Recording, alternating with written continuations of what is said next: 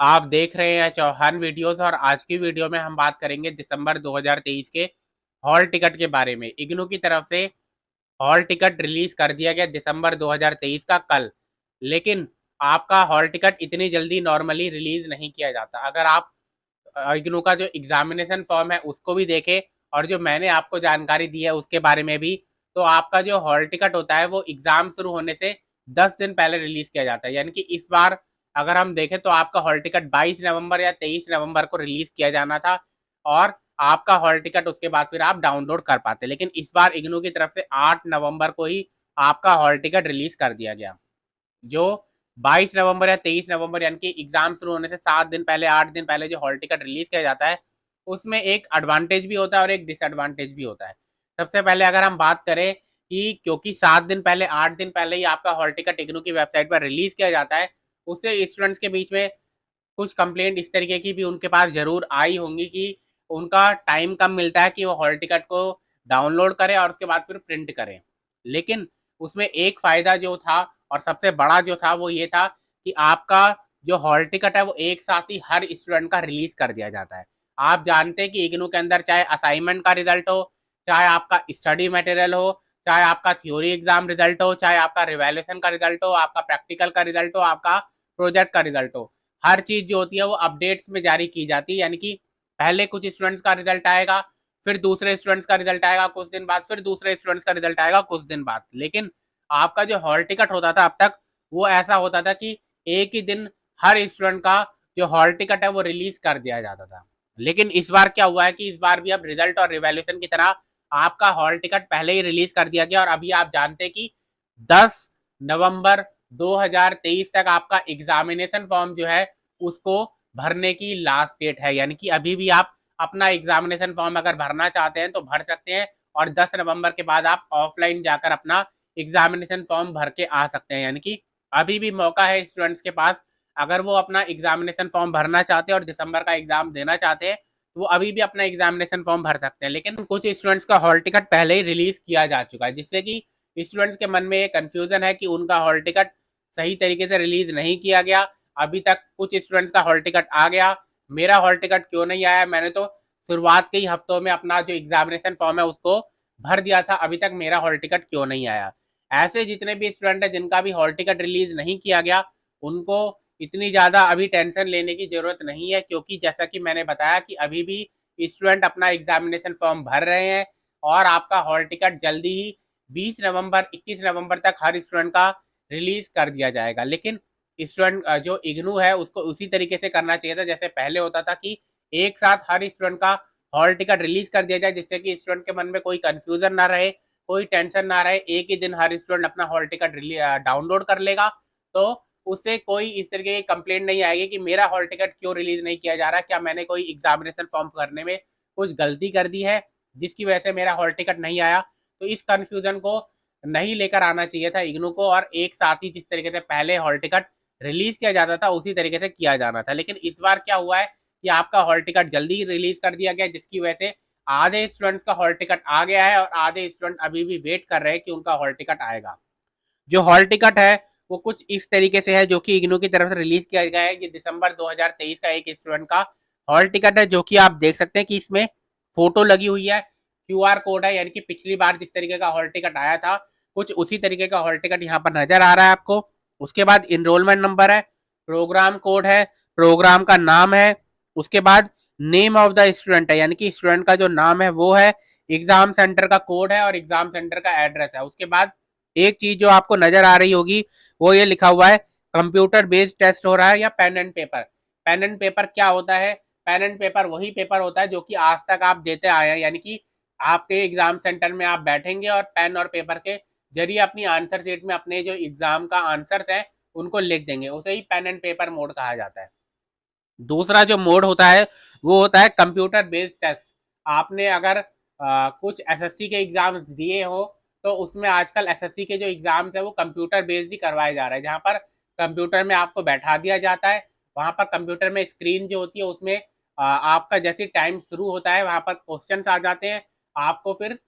जो भी होता है वो क्लिक करने होते हैं, जो कि सही आंसर या गलत आंसर हो उनको क्लिक करना होता है और इस तरीके से आपको जो टेस्ट होता है वो आपका लिया जाता है, उसे कंप्यूटर बेस्ड टेस्ट कहते हैं। तो इस तरीके से 2 टेस्ट होंगे जो कि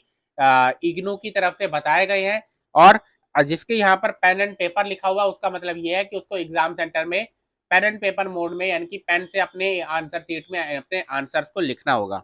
आगे आपकी जानकारी दी गई है कि किस दिन किस सब्जेक्ट का एग्जाम है। इसके ऊपर जैसा कि मैंने आपको पहले भी बताया, अगर ऐसा होता है कि आपका एक दिन के अंदर 2 एग्जाम है, तो अगर वो अलग अलग शिफ्ट में, यानी कि एक मॉर्निंग शिफ्ट में एक इवनिंग शिफ्ट में, तो आप दोनों दे सकते हैं, क्योंकि एग्जाम सेंटर तो आपका एक ही होगा, तो आप दोनों एग्जाम दे सकते हैं। लेकिन अगर दोनों ही मॉर्निंग शिफ्ट में या दोनों ही इवनिंग शिफ्ट में है, तो आपको एक एग्जाम को स्किप करना होगा, एक एग्जाम को आप लीव कर देंगे, उसको फिर 6 महीने बाद आप दे सकते हैं। अगर हम यहाँ पर देखें कि इंस्ट्रक्शंस क्या क्या दिए गए हैं, क्योंकि वो जान लेना बहुत जरूरी है। तो सबसे पहले तो ये बताया है कि यूनिवर्सिटी के पास ये राइट है, यानी कि यूनिवर्सिटी के पास अधिकार है कि वो आपका जो आंसर वो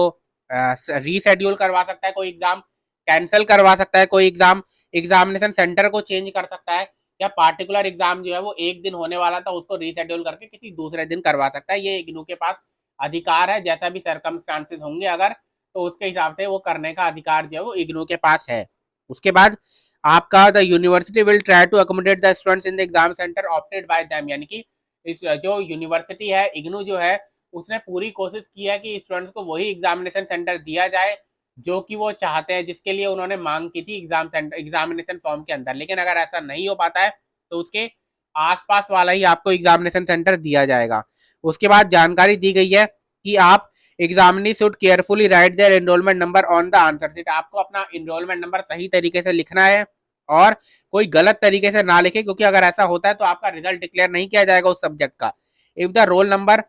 ऑफ द एग्जामिनेशन 9 डिजिट, अगर आपका एग्जामिनेशन आपका जो रोल नंबर है वो 9 डिजिट का है, यानी कि आपका 2019 या उससे पहले आपने एडमिशन लिया था इग्नू के अंदर, तो 9 डिजिट का एनरोलमेंट नंबर उस समय होता था। 2020 के बाद से 10 डिजिट का होना शुरू हो गया है। तो आपको किस तरीके से लिखना है, आपको जो कोई भी उसके पीछे कोई जीरो ऐड नहीं करना है, यानी कि 9 डिजिट का है तो 9 डिजिट का ही लिखिए, ठीक। एंड में कोई जीरो ऐड करके उसको 10 डिजिट का बनाने की जरूरत नहीं है। अगर आपका 9 डिजिट का एनरोलमेंट नंबर है तो 9 डिजिट का ही काफी है।